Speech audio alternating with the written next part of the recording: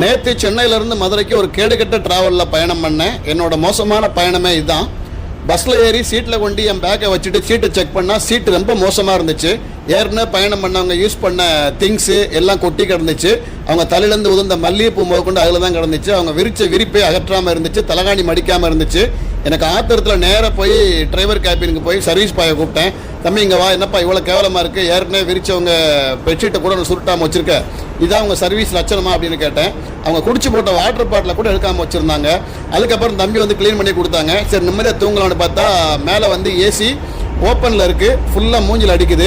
இன்னொன்று விண்டோ சைடில் இருக்கக்கூடிய பேசஞ்சர் வந்து எழுந்து உட்காந்தா மண்டையில் இடிக்கிற மாதிரி கேவலமாக சீட்டு செட் பண்ணிருக்காங்க. மொபைல் சார்ஜர் போடலான்னு பார்த்தா அதுக்கான ஆப்ஷனே இல்லை. ப்ளக் பாயிண்ட் இருக்கு, ஆனால் கரண்ட் வரல. பட் அந்த மொபைலில் போடக்கூடிய பாக்ஸு சரியாக மொபைல் உட்கார அளவுக்கு செட் பண்ணிருக்காங்க. இதை விட கேவலம் என்னன்னு கேட்டீங்கன்னா பேசஞ்சர் யூரின் போக கூட பஸ் நிப்பாட்டலைங்க. தயவு செய்து இது மாதிரி கேவலமான பஸ்ஸில் பயணம் பண்ணவே பண்ணாதீங்க.